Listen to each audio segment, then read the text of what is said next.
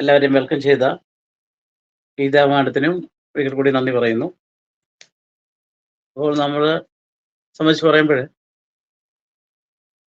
കൂടുതലായിട്ട് നമ്മൾ ഈ ടെക്നോളജിയെ കുറിച്ചാണ് അടുത്തറിയുന്നത്. അപ്പോൾ കഴിഞ്ഞ ദിവസങ്ങൾ നമ്മൾ എടുത്തിരുന്ന ബ്ലോക്ക് ചെയിനെ കുറിച്ച് അത് അവിടെ കൊണ്ട് തീരുന്നില്ല. ഇന്ന് അതിൻ്റെ മറ്റൊരു ടോപ്പിക് എന്ന് പറഞ്ഞാൽ അതിൻ്റെ കണ്ടിന്യൂഷൻ നമ്മൾ ഇന്നലെ കൊണ്ട് കംപ്ലീറ്റ് ചെയ്തു. ഇന്ന് ബ്ലോക്ക് ചെയിൻ ടെക്നോളജിയിലെ real world application of blockchain. അപ്പം ഇന്നത്തെ സാഹചര്യത്തിൽ അല്ലെങ്കിൽ ഇന്നത്തെ ബിസിനസ്സിനെ എത്രമാത്രം സ്വാധീനിക്കുന്നു അതിൻ്റെ യഥാർത്ഥ കാര്യം. കാരണം അത്രത്തോളം ഈ ബ്ലോക്ക് ചെയിന് ഇന്ന് ഉള്ള ബിസിനസ്സിന് എന്ത് പങ്ക് വഹിക്കുന്നു അതിനെക്കുറിച്ചാണ് നമ്മൾ മനസ്സിലാക്കാൻ പോകുന്നത്. അതായത് how block chain is changing the business landscape. ഇവിടെ ബിസിനസ് ലാൻഡ്സ്കേപ്പ് എന്നൊക്കെ പറഞ്ഞു കഴിഞ്ഞാൽ നമുക്കറിയാം, അതായത് ഇൻ്റഗ്രേറ്റഡ് വിത്ത് നാച്ചുറൽ എന്നൊക്കെ പറയാം. ഈ ലാൻഡ്സ്കേപ്പ് എന്നൊക്കെ പറയുമ്പോൾ അല്ലെങ്കിൽ നമുക്കറിയാം, സാധാരണ ഇതിൽ നമ്മുടെ വീടൊക്കെ നിർമ്മിക്കുമ്പോൾ അതിൻ്റെ ചുറ്റുപാടുള്ള ലാൻഡ്സ്കേപ്പ് ഒക്കെ നമുക്കറിയാം, അതേക്കുറിച്ച് കേട്ടിട്ടുണ്ട്. പക്ഷെ ഇവിടെ പറഞ്ഞിരിക്കുന്നത് ബിസിനസ് ലാൻഡ്സ്കേപ്പ് ആണ്, അതായത് ഹ്യൂമൻ മെയ്ഡ് ഫീച്ചേഴ്സ്. അപ്പം ഇവിടെ നമ്മുടെ ഇന്നത്തെ ടെക്നോളജിയിൽ വളരെ ഇമ്പോർട്ടൻസ് ആണ് പറഞ്ഞിരിക്കുന്നത്. അപ്പോൾ ഇന്ന് നാം സ്വീകരിക്കുന്ന ഈ ടെക്നോളജിയിൽ നമ്മൾ ബ്ലോക്ക് ചെയിനെ കുറിച്ചുള്ള എന്താണ് നമ്മൾ കഴിഞ്ഞ ദിവസങ്ങളൊക്കെ പഠിച്ചു കഴിഞ്ഞ് ബ്ലോക്ക് ചെയിൻ എന്താണെന്നും, അതായത് ബ്ലോക്ക് ചെയിനോടൊപ്പം കമ്പൈൻ ചെയ്ത് ആർട്ടിഫിഷ്യൽ ഇന്റലിജൻസോട് വർക്ക് ചെയ്യുമ്പോൾ നമുക്ക് എന്താണ് റിസൾട്ട് കിട്ടുന്നതിനെ കുറിച്ചൊക്കെ പറഞ്ഞത്. ഇന്ന് നമ്മുടെ ഈ നമ്മൾ കാണുന്ന ലോകത്തെ അല്ലേ, ഇന്നത്തെ ഈ കറണ്ട് സിറ്റുവേഷനിൽ ഈ ബ്ലോക്ക് ചെയിൻ എന്തുമാത്രം സ്വാധീനിക്കുന്നു എന്നാണ് നമുക്ക് മനസ്സിലാക്കാൻ സാധിക്കുന്നത്. നമ്മൾ എയെ കുറിച്ചൊക്കെ കേട്ടിട്ടുണ്ട്, എയെ കുറിച്ച് വളരെയധികം നമ്മൾ മനസ്സിലാക്കിയിട്ടുണ്ട്. ഇപ്പൊ എയുടെ കാലഘട്ടമാണ്, പക്ഷെ അതിനൊരു പങ്ക് ചേരുന്നത് ബ്ലോക്ക് ചെയിൻ. അപ്പം ബ്ലോക്ക് ചെയിന് ഈ എന്താണ് ഇതിനകത്ത് നമുക്ക് താരതമ്യം ചെയ്യാൻ സാധിക്കുന്നത്, അല്ല സപ്പോർട്ടീവായിട്ട് നമുക്ക് മനസ്സിലാക്കാൻ സാധിക്കുന്നതാണെന്ന് നോക്കാം. അപ്പൊ നമ്മൾ നേരത്തെ പറഞ്ഞവരുടെ കാര്യങ്ങൾ തന്നെ, കാരണം അതൊരു ഒരു ടോപ്പിക് എടുത്ത് നമ്മൾ കംപ്ലീറ്റ് ചെയ്തതാണ്. ഇനി അതിൽ തന്നെ ബ്ലോക്ക് ചെയിനെ കുറിച്ച് നിരവധി കാര്യങ്ങളൊക്കെ മനസ്സിലാക്കാറുണ്ട്. ഒത്തിരി കാര്യങ്ങൾ ബ്ലോക്ക് ചെയിനെ കുറിച്ചുണ്ട്. നമ്മൾ അതിലേക്കൊക്കെ കിടക്കുമ്പോൾ നമുക്ക് കൂടുതലായിട്ട് ഇതിനെക്കുറിച്ച് അറിവ് നേടാൻ സാധിക്കുന്നു. പക്ഷെ ഒരുപക്ഷെ നമ്മൾ ഇതൊന്നും കേട്ടിട്ടുണ്ടായിരിക്കില്ല. കാരണം ഇതൊരു പുതിയ ടെക്നോളജിയാണെന്ന് പറയുന്നു. ടെക്നോളജിയുടെ ഭാഗമായതുകൊണ്ട് നമ്മൾ ഇതൊക്കെ ഒന്ന് മനസ്സിലാക്കുകയാണ്, അല്ല മനസ്സിലാക്കേണ്ട സാഹചര്യം അതിലൂടെയാണ് നമുക്ക് കിട്ടിയത്. നമുക്ക് നോക്കാം. The blockchain is a decentralised distributed ledger that records transaction. ഒരിക്കൽ കൂടി പറയാം. The blockchain is a decentralised or distributed ledger that records transaction. ഇവിടെ നമുക്ക് മനസ്സിലാക്കാൻ സാധിക്കുന്ന ഇടപാടുകൾ, ലെഡ്ജറൊക്കെ നമുക്കറിയാമല്ലോ. അപ്പം നമ്മൾ പറയുമ്പോൾ അത് ലെഡ്ജർ മെയിൻറ്റെയിൻ ചെയ്യണമെന്നൊക്കെ പല ആൾക്കാർ പറയാറുണ്ട് അല്ലേ. പണ്ടത്തെ കാലത്തൊക്കെ എന്ന് പറഞ്ഞു കഴിഞ്ഞാൽ അറിയാം, നമുക്കറിയാം ഒരു കാലഘട്ടത്തിൽ ഇപ്പോഴെല്ലാം കമ്പ്യൂട്ടറൈസ്ഡ് ആയത് അല്ലെങ്കിൽ ഡിജിറ്റൽ ഇതിലേക്ക് മാറിയത്. അതിനു മുമ്പൊക്കെ എന്തായിരിക്കും, ലെഡ്ജർ ബുക്കുകളൊക്കെ നമ്മൾ എഴുതി കീപ്പ് ചെയ്യായിരുന്നു. നമുക്കറിയാം വലിയ വലിയ കമ്പനികളെ കുറിച്ചൊക്കെ പറയുമ്പോഴും സാധാരണ രീതിയിലുള്ള പറയുമ്പോഴും നമ്മൾ ഈ കണക്കൊക്കെ നമ്മൾ ലെഡ്ജറിൽ എഴുതി നമ്മൾ അങ്ങനെ സൂക്ഷിക്കാറുണ്ട്. അതിനെക്കുറിച്ചൊക്കെ നമുക്കറിയാം. ഇപ്പൊ ഇത് അവിടെ നിന്നൊക്കെ മാറിയിട്ട് ഇവിടെ പറഞ്ഞിരിക്കുന്നത് എന്താണ്, അതായത് ഇടപാടുകൾ രേഖപ്പെടുത്തുന്ന ഒരു വികേന്ദ്രിത അല്ലെങ്കിൽ വിതരണ ലെഡ്ജറാണ് ബ്ലോക്ക് ചെയിൻ എന്ന് പറയുന്നു. അതോടെ പറഞ്ഞിരിക്കുന്നത് the blockchain is decentralised. Decentralised ഞാൻ നേരത്തെ പറഞ്ഞിരുന്നു, വികേന്ദ്രിതമായിട്ടുള്ള അല്ലെങ്കിൽ ഡിസ്ട്രിബ്യൂട്ടഡ് മീൻസ് എന്താ, വിതരണം നടത്തുന്ന. The blockchain is a decentralised and distributed ledger that records transaction. ഇടപാടുകളൊക്കെ രേഖപ്പെടുത്തുന്ന അല്ലെങ്കിൽ അത് തന്നെ ഇടപാടുകൾ രേഖപ്പെടുത്തുന്ന വികേന്ദ്രിതവും വിതരണവും ആയ കാര്യങ്ങൾ ഉൾക്കൊള്ളിക്കുന്ന ഒരു ഭാഗമാണ് ഇവിടെ ബ്ലോക്ക് ചെയിൻ എന്ന് പറയുന്നത്. അപ്പൊ നമുക്കത് മനസ്സിലായി. കാരണം ഇവിടെ ഡാറ്റ ആണ് ഇമ്പോർട്ടൻസ് വരുന്നത്. കൂടാതെ it is the most commonly used database technology and its application is increasing. ഇവിടെ വീണ്ടും പറയുന്നുണ്ട്, it is the most commonly used database technology. ഈ പറഞ്ഞവ ഡാറ്റാബേസ് സാങ്കേതിക വിദ്യയാണ്. അത് ഇന്നത്തെ കാലഘട്ടത്തിൽ വളരെയധികം നമ്മൾ യൂസ് ചെയ്യുന്നുണ്ട്, അല്ലെ ആപ്ലിക്കേഷനിൽ വരുന്നുണ്ട്. നമ്മൾ അതിന്റെ ഉപയോഗം വർദ്ധിച്ചുകൊണ്ടിരിക്കുന്നു. അതാ പറഞ്ഞിരിക്കുന്നത്, it is the most commonly used database technology and its application is increasing.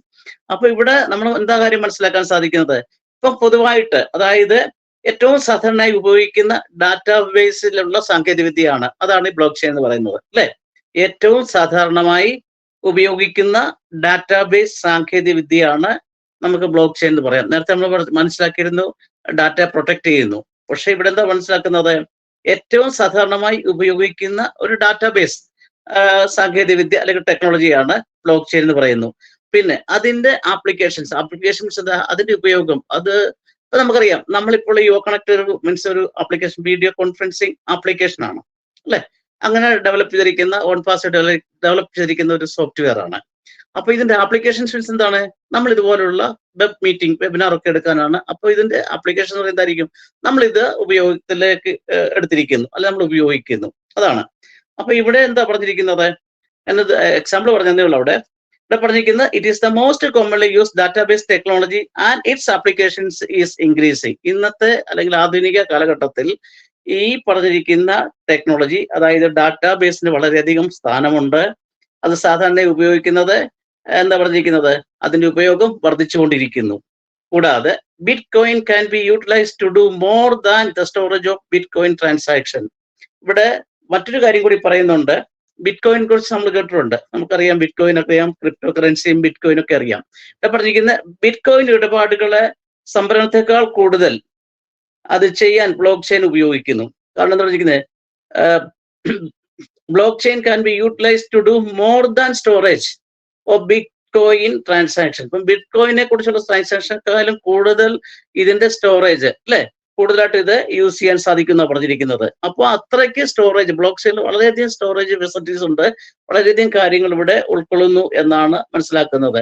അപ്പൊ നമ്മൾക്കിവിടെ കോമൺ ആയിട്ട് പറയുമ്പോൾ, അല്ലെങ്കിൽ നമുക്ക് ജസ്റ്റ് ഒന്ന് മനസ്സിലാക്കുന്നത് എന്തായിരിക്കാം, ബ്ലോക്ക് ചെയിനെ സംബന്ധിച്ച് പറയുമ്പോൾ സാധാരണയായി ഉപയോഗിക്കുന്ന അല്ല കോമൺ ആയിട്ട് യൂസ് ചെയ്യുന്ന ഒരു ഡാറ്റാബേസ് ടെക്നോളജി എന്ന് തന്നെ നമുക്ക് മനസ്സിലാക്കാൻ സാധിക്കും. നമ്മൾ നേരത്തെ പറഞ്ഞു അത് ഡാറ്റയെ പ്രൊട്ടക്ട് ചെയ്യുന്നതെന്ന് പറഞ്ഞു കഴിഞ്ഞു. കൂടാതെ ഇന്നേ കാലഘട്ടത്തിൽ ബ്ലോക്ക് ചെയിന് എന്താണ്, അതിന്റെ ആപ്ലിക്കേഷൻ, അതിന്റെ ഉപയോഗം വർദ്ധിച്ചുകൊണ്ടിരിക്കുന്നു. അതാണ് നമ്മുടെ കമ്പനി ഫോർകാസ്റ്റ് ചെയ്യുന്നത്. മുന്നോട്ട് നമ്മൾ ചിന്തിക്കുന്നത്, ഇന്ന് ഈ ടെക്നോളജി ഡെവലപ്പ് ചെയ്ത് വരുമ്പോൾ എന്തായിരിക്കാം, തീർച്ചയായിട്ടും അതിലേക്ക് എല്ലാവരും മാറുകയാണ്. ഇപ്പം യൂസേഴ്സ് കൂടി വരുന്നു. അതുകൊണ്ട് നമ്മുടെ കമ്പനി എന്താണോ പ്രതീക്ഷിക്കുന്നത്, തീർച്ചയായിട്ടും എന്തായിരിക്കും, ഒരു വലിയ വിജയം ആണ് കണ്ടെത്താൻ സാധിക്കുന്നത്. ആരും അത് നിരാശപ്പെടേണ്ട കാര്യമില്ല. ഫ്യൂച്ചറിനെ ലക്ഷ്യമാക്കി, അല്ലെങ്കിൽ ഇന്നത്തെ പ്രസന്റ് സിറ്റുവേഷനെ അല്ലെ സാഹചര്യത്തെ മുൻനിർത്തിയാണ് ടെക്നോളജി ഡെവലപ്പ് ചെയ്യുന്നത്. അപ്പോൾ ഇനി വരുന്ന തലമുറയ്ക്ക് പോലും മുന്നോട്ട് എന്തായിരിക്കാം, ഈ ടെക്നോളജിക്കൊക്കെ വളരെ പങ്ക് വഹിക്കേണ്ടതായിട്ടുണ്ട്. അതുകൊണ്ടാണ് ഇപ്പോൾ നമ്മളത് വളരെ ഭംഗിയായ രീതിയിൽ ഡെവലപ്പ് ചെയ്ത് കൊണ്ടുവരുന്നത്. അപ്പോൾ അതെന്തായിരിക്കും, അതുകൊണ്ട് കമ്പനിയെ സംബന്ധിച്ചോളം എന്തായിരിക്കും, എക്കാലവും കമ്പനി ഉയരങ്ങളിലേക്ക് എത്താനാണ് സാധിക്കുന്നത്. അതിനൊരു തകർച്ച ഉണ്ടാകില്ല. കാരണം ഈ ടെക്നോളജിയിലേക്ക് ഇന്നത്തെ ലോകം തിരിയുകയാണ്. കാരണം ഇതാണല്ലോ വളരെ ഇമ്പോർട്ടൻസ് പറയുന്നത്. അപ്പം ഡാറ്റാബേസ് അതാ പറഞ്ഞിരിക്കുന്നത്. ഇവിടെ നമുക്ക് മനസ്സിലാക്കാൻ സാധിക്കുന്നത് ബ്ലോക്ക് ചെയിൻ സാധാരണ ഉപയോഗിക്കുന്ന ഒരു ഡാറ്റാബേസ് സാങ്കേതിക വിദ്യയാണ്. അതിന്റെ ഉപയോഗം വർദ്ധിച്ചു വരുന്നു എന്നാണ് നമ്മൾ മനസ്സിലാക്കുന്നത്. ഇനി അടുത്തത് the real world application of block chain. ഇനി ഇതിനെ കുറച്ചുകൂടെ നമ്മൾ യാഥാർത്ഥ്യത്തിലേക്ക് ഇറങ്ങി ചെല്ലുമ്പോൾ, ഇന്നത്തെ സാഹചര്യത്തിൽ, ഇന്നത്തെ കാലഘട്ടത്തിൽ ഇത് ഏതൊക്കെ മേഖലയെ ഇതിനെ സംരക്ഷിക്കാൻ സാധിക്കുന്നു, അല്ലെങ്കിൽ ഇതിനെ ഏതൊക്കെ മേഖലയിലെ ഇതിന്റെ പ്രവർത്തനം നമുക്ക് ഒബ്സർവ് ചെയ്യാൻ സാധിക്കും, നിരീക്ഷിക്കാൻ നമുക്ക് സാധിക്കുന്നു എന്നതാണ് വരുന്നത്. അത് പല പോയിന്റ്സ് പറയുന്നുണ്ട്. തുടർ വരുമ്പോൾ നമ്മൾ കേട്ടിരുന്നതിനേക്കാൾ കൂടുതൽ കാര്യങ്ങൾ ബ്ലോക്ക് ചെയിന് ഉണ്ട് എന്നാണ് പറയുന്നത്. നമ്മൾ കഴിഞ്ഞ പ്രാവശ്യം എടുത്തത് ബ്ലോക്ക് ചെയിൻ വിത്ത് AI ആണ് പറഞ്ഞത്. അപ്പൊ അവിടെ AI കുറിച്ച് നമ്മൾ പറഞ്ഞിരുന്നു. ഇപ്പോൾ നമ്മൾ എടുക്കുന്നത് അതിലെ ബ്ലോക്ക് ചെയിനെ കുറിച്ച് മാത്രമാണ് എടുക്കുന്നത്. ഇന്നത്തെ ആധുനിക ലോകത്തേക്ക് നയിക്കാൻ ബ്ലോക്ക് ചെയിന് സാധിക്കുന്നുണ്ട്. അതിന്റെ ഓരോ മേഖലയിലെ അതിലുള്ള ആപ്ലിക്കേഷൻസ്, അതിന്റെ പ്രവർത്തന മേഖലയെ കുറിച്ച് നമുക്കൊന്ന് മനസ്സിലാക്കാം. ഇവിടെ നമുക്ക് പറയുന്നത് 3-4 പോയിന്റ്സ് പറയുന്നുണ്ട്. നമുക്ക് ആദ്യത്തെ പോയിന്റ്സ് നോക്കാം, എന്താണെന്ന് നോക്കാം. അതിനുശേഷം പറയുന്നുണ്ട് ഫസ്റ്റ്, സെക്കൻഡ്, തേർഡ്, അങ്ങനെ ഫോർത്ത്, ഫിഫ്ത്ത് വരെ പോയിന്റ്സ് പറയുന്നുണ്ട്. നമുക്ക് അപ്പോൾ ഇതിലേക്ക് നമുക്ക് കവർ ചെയ്യാൻ സാധിക്കും. ഈ ബ്ലോക്ക് ചെയിനിന്റെ പ്രസക്തി ഏതൊക്കെ മേഖലയിലേക്ക് ഏതൊക്കെ മേഖലയിലേക്ക് എത്തിപ്പെടാൻ സാധിക്കുന്നു, അല്ലെ ഏതൊക്കെ മേഖലയിലെ ബ്ലോക്ക് ചെയിൻ ടെക്നോളജി അപ്ലൈ ചെയ്യുമ്പോൾ ആ മേഖല ഉയരുന്നു, അല്ലെങ്കിൽ ടെക്നോളജി ഒപ്പം വളരുന്നു എന്ന് നമുക്കിവിടെ മനസ്സിലാക്കാൻ സാധിക്കുന്നു. അതിലെ ഫസ്റ്റ് ആണ് ഒന്ന് പറഞ്ഞിരിക്കുന്നത്, നമ്പർ 1 സപ്ലൈ ചെയിൻ. സപ്ലൈ ചെയിനെ കുറിച്ച് ആരെങ്കിലും കേട്ടിട്ടുണ്ടോ? സപ്ലൈ ചെയിൻ എന്നൊക്കെ എപ്പോഴും പറയാറുണ്ട്. Supply chain SUPPLY, supply chain CHAIN, supply chain management എന്നൊക്കെ പറഞ്ഞ് കേൾക്കാറുണ്ട്. Supply chain logistics and supply chain എന്നൊക്കെ പറയാറുണ്ട്. ഓക്കെ, നമുക്ക് നോക്കാം എന്താണെന്നുള്ളത്. പലരും കേട്ടിട്ടുണ്ടായിരിക്കും, കേൾക്കാത്ത ആദ്യമായിട്ട് കേൾക്കുന്നവരുണ്ടായിരിക്കാം. നമുക്ക് നോക്കാം എന്താണ് ഈ സപ്ലൈ ചെയിൻ നോക്കാം. സാധാരണ രീതിയിൽ നമുക്ക് പറയുന്നത് എന്തായിരിക്കും, ഈ വിതരണ ശൃംഖല മേഖല എന്നൊക്കെ പറയും, വിതരണ ഡിസ്ട്രിബ്യൂഷൻ. നമുക്ക് നോക്കാം. Supply chain means the time അത് സപ്ലൈ ചെയിൻ്റെ ടൈം തന്നെ പറയുന്നത് നമുക്ക് നോക്കാം. The time supply chain is a set of activities linking an organization to its clients and suppliers. Supply chain can be complicated and involve several parties. പറഞ്ഞിരിക്കുന്നത്. അപ്പൊ നമുക്ക് ഒന്ന് പിടികിട്ടി എന്താണ് ഈ സപ്ലൈ ചെയിൻ എന്ന് പറയുന്നത്. അതായത് ഡിസ്ട്രിബ്യൂഷൻ എന്നൊക്കെ പറയാൻ സാധിക്കും അല്ലെ. അതായത് വിതരണ ശൃംഖല എന്നൊക്കെ പറയും. ഡിസ്ട്രിബ്യൂഷൻ നടത്തും. ഇപ്പൊ ഡിസ്ട്രിബ്യൂട്ടർ ഇപ്പൊ ഒരു പ്രൊഡക്റ്റ് തന്നെ ഉണ്ടാക്കി കഴിഞ്ഞാൽ എന്തായിരിക്കും, അത് ഡിസ്ട്രിക്ട് വൈസില് സ്റ്റേറ്റ് വൈസില് ഒക്കെ ഡിസ്ട്രിബ്യൂട്ടേഴ്സ് ഉണ്ടായിരിക്കും, വിതരണക്കാര്. അപ്പൊ അതിനെക്കുറിച്ചൊക്കെ അറിയാവുന്ന പല ആൾക്കാർ ഇതിനകത്തുണ്ട്. കാരണം പല പ്രൊഡക്റ്റുകളൊക്കെ വാങ്ങുന്നതും അത് അതിന്റെ ഡിസ്ട്രിബ്യൂട്ടർ ആരാണെന്നും അത് ഇമ്പോർട്ട് ചെയ്യുന്നവരാരാണെന്ന്, അല്ല എക്സ്പോർട്ട് ചെയ്യുന്നവരാരാണ്, ഇമ്പോർട്ട് ചെയ്യുന്ന ആരാണ് എന്നൊക്കെ നമ്മൾ കേട്ടിട്ടുണ്ട്. അപ്പൊ ഇവിടെ നമ്മൾ പറയുന്നത് എന്തായിരിക്കും, ഇവിടെ ബ്ലോക്ക് ചെയിൻ ടെക്നോളജിക്ക് സപ്ലൈ ചെയിനിൽ എന്താണ് പ്രാതിനിധ്യം, അല്ല എന്ത് റോൾ എടുക്കാൻ സാധിക്കുന്നു, ഇതിനെക്കുറിച്ചാണ് മനസ്സിലാകുന്നത്. സിമ്പിൾ ആണല്ലോ പറയുന്നത്, മനസ്സിലാകുമെന്ന് വിചാരിക്കുന്നു. അപ്പൊ നമുക്ക് നോക്കാം. കാരണം ഇത് നമ്മൾ ഓൺ പാസീവിന്റെ സിസ്റ്റമാണ്, ലേറ്റസ്റ്റ് ടെക്നോളജിയാണ്, നമ്മുടെ കമ്പനി ഫോളോ ചെയ്യുന്ന സിസ്റ്റമാണ്. അതിൽ വളരെ ഇമ്പോർട്ടന്റ് ആണ് നമ്മുടെ ഈ പറയുന്ന artificial intelligence, machine learning and supply chain. Supply chain അല്ല, ബ്ലോക്ക് ചെയിൻ. അപ്പൊ ഇതിനെക്കുറിച്ച് നമുക്ക് ഒന്ന് നോക്കാം. ഇവിടെ പറഞ്ഞിരിക്കുന്ന ഫസ്റ്റ് പോയിന്റ് എന്ന് പറഞ്ഞാൽ സപ്ലൈ ചെയിൻ. ഇപ്പൊ പറഞ്ഞിരിക്കുന്നത് the time supply chain is a set of activities linking an organisation to its client and supplies. Supply chain can be complicated and involve several parts. വിതരണ ശൃംഖല എന്ന് പറയുന്നത് ഒരു സ്ഥാപനത്തെ അതിന്റെ ക്ലയന്റുകളെയും വിതരണക്കാരെയും തമ്മിൽ ബന്ധിപ്പിക്കുന്ന പ്രവർത്തനം, അല്ലെ ഒരു കൂട്ടായ്മയാണെന്നൊക്കെ പറയാം അല്ലെ. അത് വിതരണ ശൃംഖലകളിൽ സങ്കീർണവും നിരവധി കക്ഷികൾ ഉൾപ്പെടുന്നതുമാണ്. ഒരു കമ്പനിയൊക്കെ സംബന്ധിച്ച് ഒരു പ്രൊഡക്റ്റ് ഇറക്കി കഴിഞ്ഞാൽ അത് എത്തേണ്ട സ്ഥാനത്ത് എത്തുകയും അത് ഡിസ്ട്രിബ്യൂട്ട് ചെയ്യുക, അല്ലെ സപ്ലൈ ചെയ്യുക എന്നൊക്കെ പറയുന്നത് വളരെ ഇമ്പോർട്ടന്റ് പാർട്ട് തന്നെയാണ്. ചിലപ്പോൾ എന്തായിരിക്കും, ഫോർ എക്സാമ്പിൾ ഇപ്പം വലിയ വലിയ കമ്പനികളൊക്കെ ആണെങ്കിൽ അവിടുത്തെ പ്രൊഡക്ഷൻ കഴിഞ്ഞു, പക്ഷെ എവിടെയൊക്കെ ഡിസ്ട്രിബ്യൂട്ടേഴ്സ് അല്ലെ എവിടെയൊക്കെ സപ്ലൈ ചെയ്യണം, അത് ഏതൊക്കെ സ്റ്റേറ്റുകളിൽ അല്ലെങ്കിൽ ഏതൊക്കെ ഡിസ്ട്രിക്റ്റുകളിൽ എത്ര ലോട്ട് കൊടുക്കണം എന്നൊക്കെ ഉള്ളതൊക്കെ നമുക്കറിയാൻ സാധിക്കും. അതിനൊക്കെ ചില കമ്പനികളിലെ ലോജിസ്റ്റിക്സ് ആൻഡ് സപ്ലൈസ് ഡിവിഷൻ എന്ന് പറഞ്ഞ് പ്രത്യേകമുണ്ട്. ലോജിസ്റ്റിക്സ് എന്ന് പറഞ്ഞ പ്രത്യേക ഡിവിഷൻ, ഈവൻ ഡിഫൻസ് മിനിസ്റ്ററി അല്ലെങ്കിൽ മിലിറ്ററി സെക്ഷൻ പോലും ലോജിസ്റ്റിക്സ് ആൻഡ് സപ്ലൈ എന്നൊക്കെ പറഞ്ഞുണ്ട്. അതുപോലെ തന്നെ ഇപ്പൊ സപ്പോസ് നമുക്ക് പറയാണ്, ഇപ്പൊ നമ്മുടെ അമൂലിന്റെ പ്രൊഡക്റ്റ് ഇറക്കുന്നു, അല്ലെങ്കിൽ മറ്റെന്തെങ്കിലും ഇപ്പൊ നമുക്കറിയാം മിൽമാർ തന്നെ, ഓക്കെ, അതുപോലെ തന്നെ നാട്ടിലെ എക്സാമ്പിൾ മിൽമ പ്രൊഡക്റ്റ് ഒക്കെ ഇറക്കുന്നു. അപ്പൊ അതൊക്കെ എന്ന് പറഞ്ഞാൽ അത് പ്രത്യേകം പ്രൊഡക്റ്റ് കഴിഞ്ഞു കഴിഞ്ഞാൽ പ്രത്യേക സ്ഥലത്ത് സൂക്ഷിക്കുന്നു. അപ്പൊ അത് പ്രൊഡക്ഷൻ കാര്യങ്ങൾ അത് കംപ്ലീറ്റ് ചെയ്ത് അത് ലോട്ട് വെളിയിലേക്ക് വരുന്നു. പക്ഷെ ഈ ലോജിസ്റ്റിക്സ് പെട്ട ആൾക്കാരാണ് അതിന്റെ ഡിസ്ട്രിബ്യൂട്ടേഴ്സിന്റെ കൊടുക്കുക, അല്ലെങ്കിൽ അവിടേക്ക് എത്തിക്കുന്നതോ ഡെലിവറി നടത്തുന്ന കാര്യങ്ങളൊക്കെ. അപ്പൊ അതൊക്കെ ഇന്നത്തെ കാലത്ത് എന്തായിരിക്കും, ഈ മേഖലയിലേക്ക് ഡിജിറ്റലൈസ് ചെയ്തിരിക്കുന്നു, ഈ മേഖലയിലേക്ക് മാറിയിരിക്കുന്നു. നമുക്ക് നോക്കാം എന്താ പറഞ്ഞിരിക്കുന്നത്. അതായത് ഒരിക്കൽ കൂടി നമ്മൾ ഇവിടെ സപ്ലൈ ചെയിൻ എന്ന് പറഞ്ഞു കഴിഞ്ഞാൽ മനസ്സിലാക്കേണ്ടത്, വിതരണ ശൃംഖല എന്നത് ഒരു സ്ഥാപനത്തെ അല്ലെങ്കിൽ ഒരു കമ്പനിയെ കുറിച്ച് പറയുമ്പോൾ അതിന്റെ ക്ലയന്റുകളെയും വിതരണക്കാരെയും ബന്ധിപ്പിക്കുന്ന പ്രവർത്തനങ്ങളുടെ ഒരു കൂട്ടായ്മ തന്നെ പറയാം. വിതരണ ശൃംഖലകൾ സങ്കീർണവും നിരവധി കക്ഷികൾ ഉൾപ്പെടുന്നതുമാണ്. ഒരുപക്ഷെ നമ്മുടെ ഇതിനകത്ത് മീറ്റിംഗ് ഇരിക്കുന്ന പല ആൾക്കാരും പല കമ്പനിയിലൊക്കെ ഈ മേഖലയിലൊക്കെ വർക്ക് ചെയ്തിട്ടുള്ളവരായിരിക്കാം, ഒരുപക്ഷെ ഇതിനെക്കുറിച്ച് അറിയാവുന്നവരായിരിക്കാം, ഒരുപക്ഷെ അറിയാൻ വയ്യാത്തവരായിരിക്കാം. പക്ഷെ ഇവിടെ ഇവിടെ വന്നിരിക്കുന്ന ഒരു ആപ്ലിക്കേഷൻ ആണ് അല്ലെ. അതായത് ബ്ലോക്ക് ചെയിൻ ആപ്ലിക്കേഷൻ സപ്ലൈ ചെയിനിലും അതിനൊരു ഇമ്പാക്റ്റ് ഉണ്ട്, ഇതിലേക്ക് പങ്കുവഹിക്കുന്നത് നമുക്ക് മനസ്സിലാക്കാൻ സാധിക്കുന്നു. അപ്പൊ അത് മനസ്സിലായെന്ന് വിചാരിക്കുന്നു. അതായത് ദ ടൈം സപ്ലൈ ചെയിൻ എന്ന് പറഞ്ഞാൽ അതിന്റെ ടൈമായിട്ട് നമ്മൾ പറയുകയാണെങ്കിൽ, the time supply chain is a set of activities linking N organisation and it's client and supplies. Supply chain can be complicated and involve several parties. അടുത്തത് നമുക്ക് നോക്കാം. അപ്പൊ ഇത് മനസ്സിലായെന്ന് വിചാരിക്കുന്നു. Currently there are many ways to track goods in supply chain.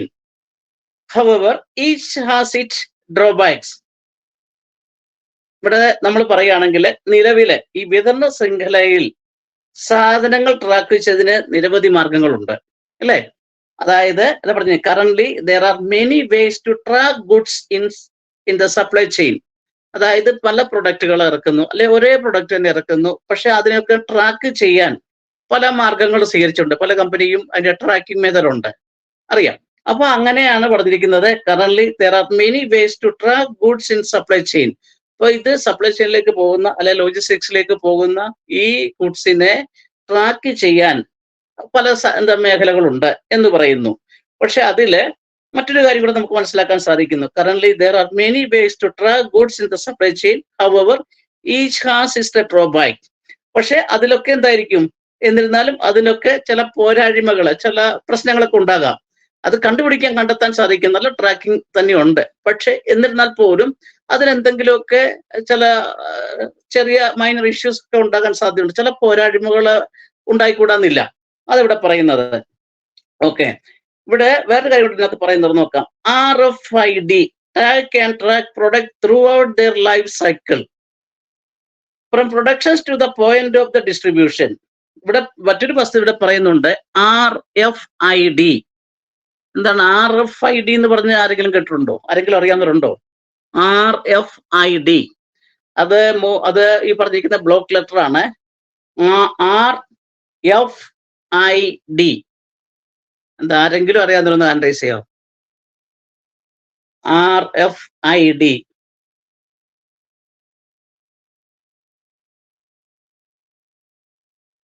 ആരെങ്കിലും ഉണ്ടോ? സജീവ് സാറേ, ആരെങ്കിലും ഉണ്ടോ സാറേ?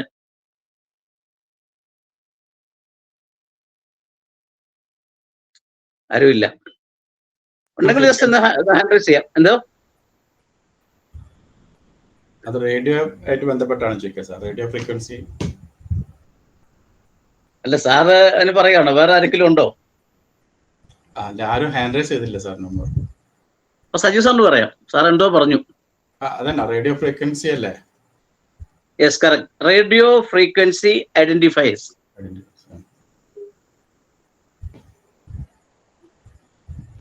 അതാണ് സാർ പറഞ്ഞത്, കറക്റ്റ് ആണ്. ഓക്കെ, അതായത് RFI എന്ന് പറയുന്നത് റേഡിയോ ഫ്രീക്വൻസി. റേഡിയോ എന്നുള്ള ആറും ഫ്രീക്വൻസി എന്നുള്ളത് എഫും, ഐഡന്റിഫയർ അല്ല ഐഡന്റിഫൈ, അതാണ് ഉദ്ദേശിക്കുന്നത്. ശരിയല്ലേ സാറേ? സാർ അപ്പോൾ കേട്ടിട്ടുണ്ട്, സാറിന് അറിയാം അല്ലേ? Okay, thank you. Okay, RFID tag can track products throughout their life cycle. That means throughout life cycle means പറഞ്ഞിരിക്കുന്നത് from production to the point of distribution. അതായത് ഒരു വസ്തു അല്ലെങ്കിൽ ഒരു സാധനം അവിടെ നിർമ്മിക്കാൻ തുടങ്ങിയാൽ അല്ലെ, from the point of production, അതിന്റെ നിർമ്മാണം മുതൽ ഫൈനൽ സ്റ്റേജ് പാക്കിംഗ് വന്ന് അത് എന്താ പറഞ്ഞിരിക്കുന്നത്, അതിന്റെ ഡിസ്ട്രിബ്യൂഷൻ വരെ അല്ലെ, അതാ പറഞ്ഞിരിക്കുന്നത്. അതായത് from productions to the point of distribution. അപ്പൊ അത് പ്രൊഡക്റ്റ് റോ മെറ്റീരിയലായി പ്രൊഡക്ഷൻ സ്റ്റാർട്ട് ചെയ്തു. അത് അറ്റ് ദ എൻഡില് എന്തായിരിക്കും, ആ പ്രൊഡക്റ്റ് ഒക്കെ ഇറങ്ങി അത് മൊത്തം പാക്കിംഗ് ഒക്കെ ആയി. പാക്കിംഗ് ഒക്കെ കഴിഞ്ഞിട്ട് ഇനി പാക്കിംഗ് ഉള്ളതുണ്ട്, പാക്കിംഗ് ഇല്ലാത്തതുണ്ട്. മോസ്റ്റ്ലി പാക്കിംഗ് കൊടുക്കുകയാണ്.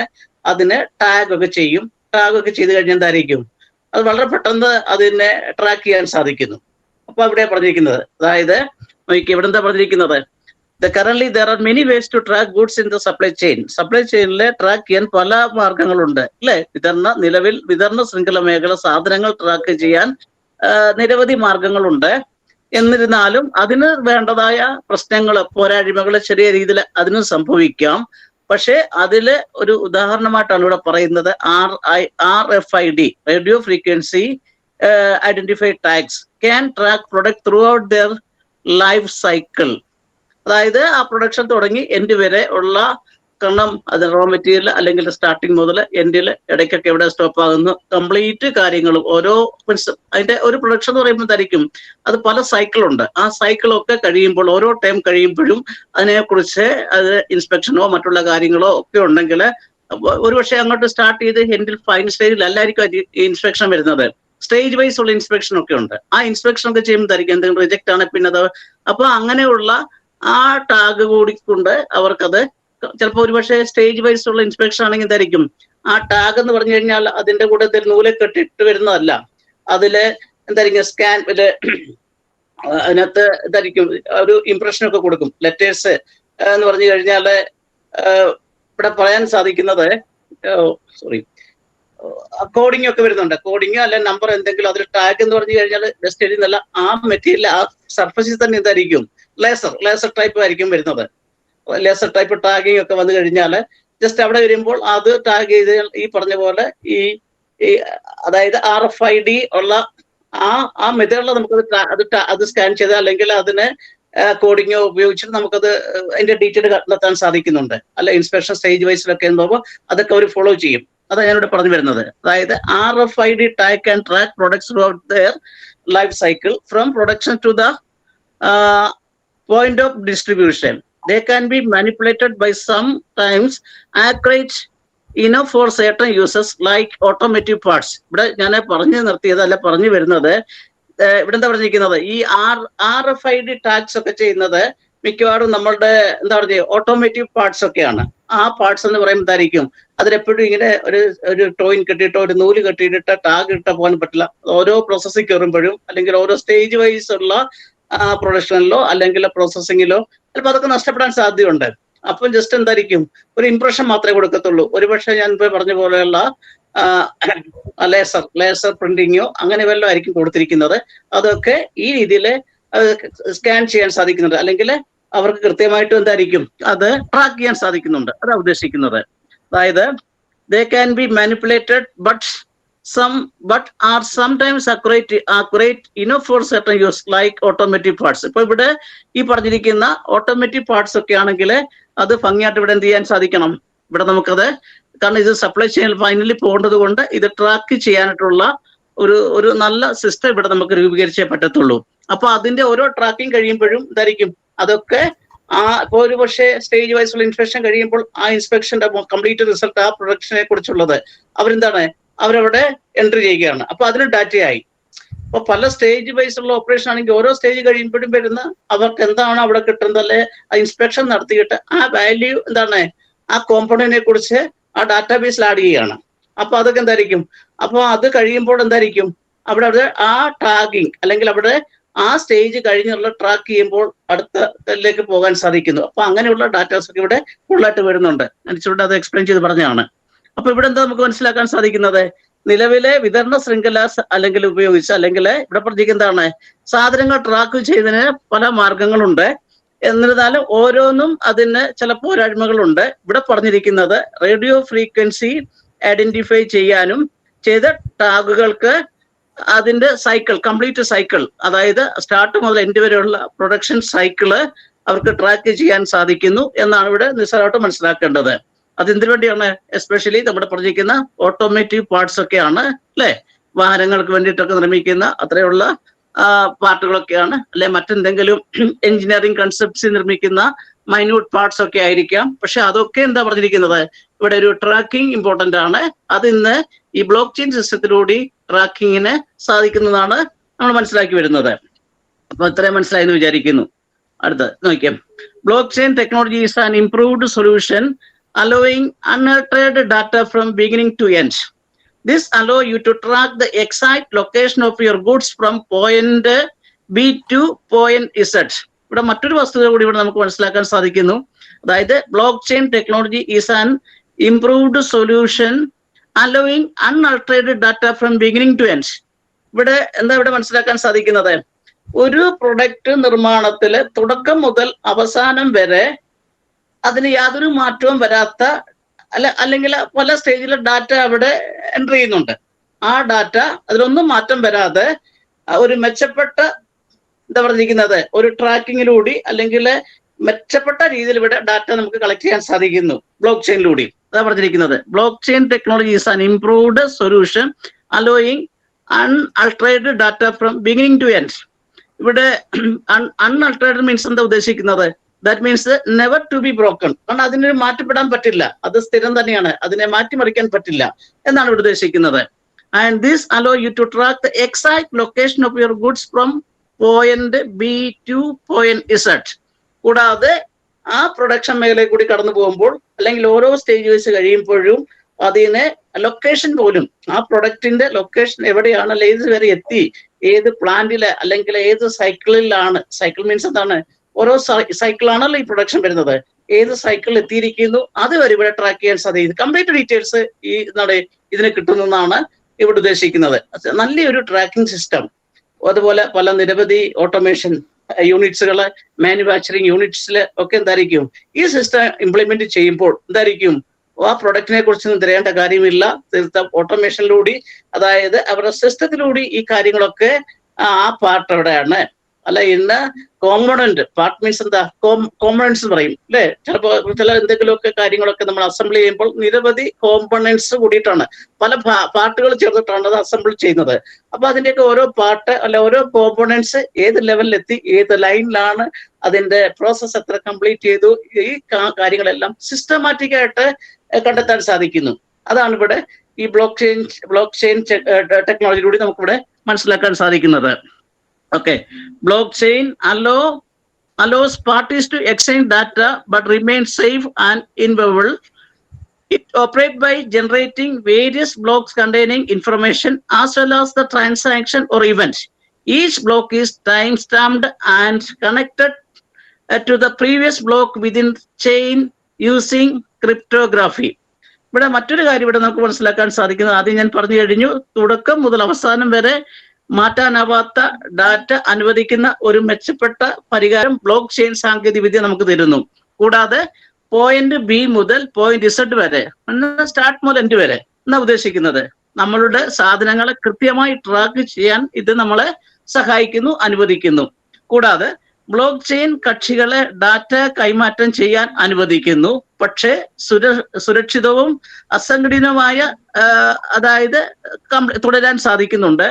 വിവരങ്ങളും ഇടപാടുകളും ഇവന്റുകളും അടങ്ങിയ വിവിധ ബ്ലോക്കുകൾ സൃഷ്ടിച്ചാണ് ഇത് പ്രവർത്തിക്കുന്നത് അല്ലെ. അതാണ് ഇവിടെ ബ്ലോക്ക് ചെയിൻ ടെക്നോളജിക്കുള്ള ഒരു പ്രത്യേകത. അതായത് block chain allow parties to exchange data but remain safe inviolable.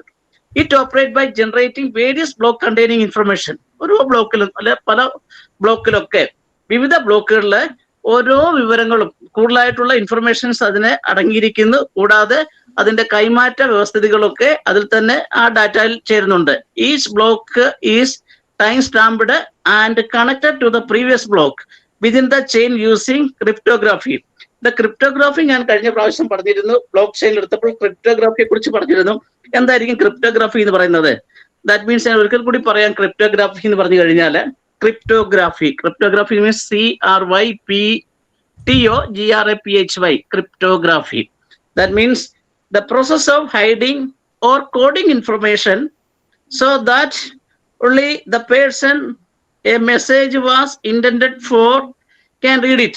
ഇവിടെ നമ്മൾ പറയുമ്പോൾ എന്താ മനസ്സിലാക്കാൻ സാധിക്കുന്നത്, വിവരങ്ങൾ ഇവിടെ വിവരങ്ങൾ മറയ്ക്കുകയോ അല്ലെങ്കിൽ കോഡ് ചെയ്യുന്നത് ഒരു പ്രക്രിയയാണ്. ഇവിടെ മറക്കാൻ അത്ര ഡീറ്റെയിൽ ആയിട്ട് കാര്യങ്ങളൊന്നും കൊടുക്കുന്നില്ല, ഇൻഫർമേഷൻ പാസ് ചെയ്യുന്നില്ല. ഇതൊരു കോഡിംഗ് വ്യവസ്ഥയാണെന്ന് പറയുന്നു. അതിലൂടെ ഒരു സന്ദേശം ഉദ്ദേശിച്ച വ്യക്തിക്ക് മാത്രമേ അത് വായിക്കാൻ കഴിയൂ. അത് ആർക്കാണോ പാസ് ചെയ്യുന്നത് അത് കൺസേൺഡ് പേഴ്സൺ മാത്രമേ അത് റീഡ് ചെയ്യാൻ സാധിക്കുന്നുള്ളൂ, അദ്ദേഹത്തിന് അത് മനസ്സിലാക്കാൻ സാധിക്കുന്നുള്ളൂ. അപ്പൊ അങ്ങനെ അതാണ് ഇവിടെ ക്രിപ്റ്റോഗ്രാഫി എന്ന് പറയുന്നത്. അപ്പോൾ ഇവിടെ നമുക്ക് എന്ത് മനസ്സിലാക്കാൻ സാധിക്കുന്നു? ബ്ലോക്ക് ചെയിൻ കക്ഷികളെ ഡാറ്റ കൈമാറ്റം ചെയ്യാൻ അനുവദിക്കുന്നു.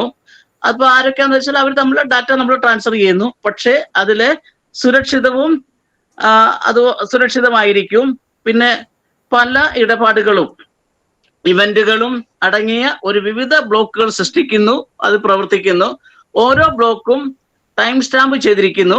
കൂടാതെ ക്രിപ്റ്റോഗ്രാഫി ഉപയോഗിച്ച് ശൃംഖലയെ മുൻ ബ്ലോക്കുമായി ബന്ധിപ്പിച്ചിരിക്കുന്നു. അപ്പൊ കഴിഞ്ഞ ബ്ലോക്കിൽ അല്ല അതിന് എന്തൊക്കെയാണ് നടന്നത്, each and every step of blocks അതിന് അടങ്ങിയിരിക്കുന്ന ഇൻഫർമേഷൻ, പർട്ടിക്കുലർ ഇൻഫർമേഷൻ അത് തന്നെ ഉണ്ടായിരിക്കും. അപ്പൊ അതൊക്കെ കൂടുതൽ നമുക്ക് അനലൈസ് ചെയ്യുകയാണെങ്കിൽ ആ ഡാറ്റ കാര്യങ്ങൾ നമുക്ക് കിട്ടുന്നതാണ്. ഇതാണ് ഇവിടെ നമുക്ക് മനസ്സിലാക്കാൻ സാധിക്കുന്നത്.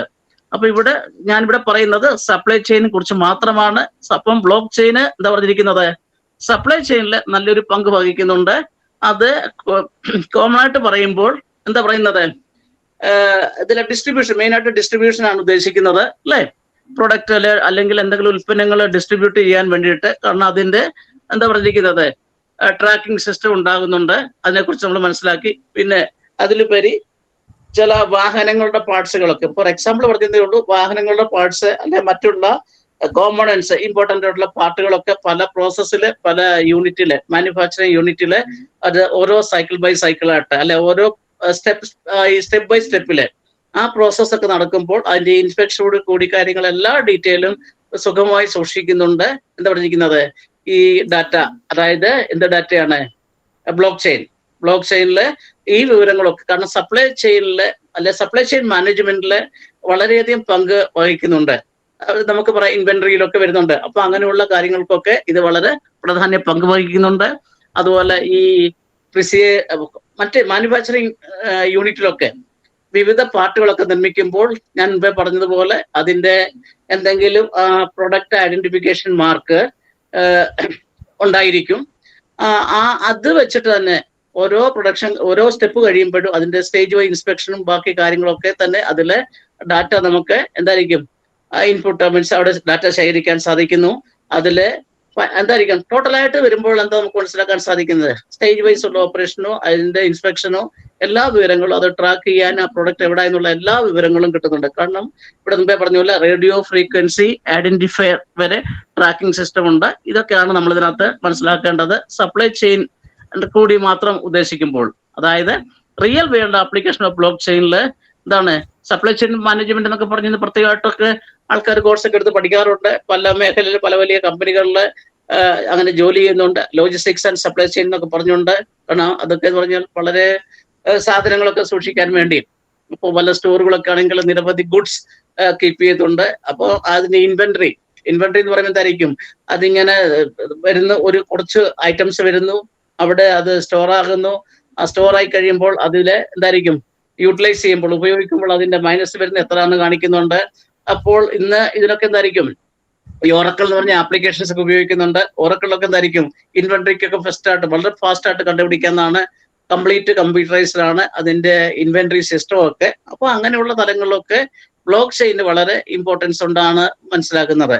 അപ്പൊ എനിക്കറിയാം സാറിന് അതിന് വലിയ സ്റ്റോറൊക്കെ ഇവർ ഡിഫൻസ് പോലെയുള്ള മറ്റുള്ള വലിയ സ്റ്റോറിലൊക്കെ ഒരു ഇൻവെന്ററിക്കായിട്ട് വേണ്ടിയിട്ട് എന്തായിരിക്കും ഇവിടെ ഓറക്കിൾ ഡിവിഷൻ എന്നൊക്കെ പറഞ്ഞുകൊണ്ട് ഓറക്കിൾ ഡിപ്പാർട്ട്മെന്റ് ഒക്കെ. അപ്പൊ അതിലൊക്കെ എന്ന് പറഞ്ഞതായിരിക്കും ഏത് ഇൻവെന്ററിക്കും വളരെ പെട്ടെന്ന് ഒരു പാർട്സ് അല്ലെ ഒരു സ്പെയർ പാർട്സോ എന്തെങ്കിലും ആയിക്കോട്ടെ നമുക്ക് വേണമെങ്കിൽ പെട്ടെന്ന് എന്തായിരിക്കും അതിന്റെ ആ പാർട്ട് നെയിമോ അല്ലെങ്കിൽ ആ പ്രൊഡക്റ്റ് നെയിമോ ഒക്കെ അടിച്ചു കഴിഞ്ഞാൽ പെട്ടെന്ന് അതിന്റെ ഉള്ള ഡീറ്റെയിൽസും കാര്യങ്ങളും ഒക്കെ കിട്ടും.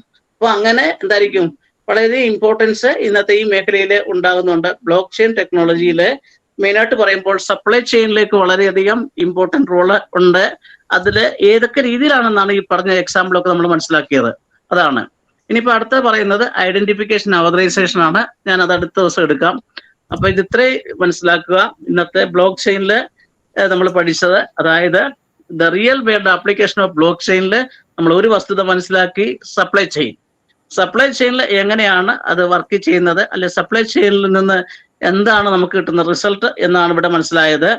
അപ്പോൾ കൃത്യമായിട്ട് നമുക്ക് എന്തായിരിക്കും അതിന്റെ സ്റ്റാർട്ട് മുതൽ എൻഡ് വരെ ഒരു പ്രൊഡക്റ്റിന്റെ എന്തായിരിക്കും ഓരോ സ്റ്റേജ് വൈസിലുള്ള നമുക്ക് ട്രാക്ക് ചെയ്യാനും ആ പ്രൊഡക്റ്റിനെ കുറിച്ചുള്ള ഒരു വാല്യൂ മീൻസ് അതിന്റെ പ്രൈസ് എന്നുള്ളതല്ല, ആ പ്രൊഡക്റ്റ് അതിന്റെ എന്താ പറഞ്ഞിരിക്കുന്നത് ക്വാളിറ്റി കാര്യങ്ങൾ അല്ലെ ഇൻസ്പെക്ഷൻ കാര്യങ്ങൾ ഇതൊക്കെ നമുക്ക് ചെക്ക് ചെയ്യാനായിട്ടൊക്കെ വളരെ ഫാസ്റ്റ് ആയിട്ട് സാധിക്കുന്ന ആ ഡാറ്റാസ് എല്ലാം എന്താണ് ഈ സപ്ലൈ ചെയിൻ സിസ്റ്റത്തിലൂടെ നമുക്ക് ചെയ്തെടുക്കാൻ സാധിക്കുന്നു.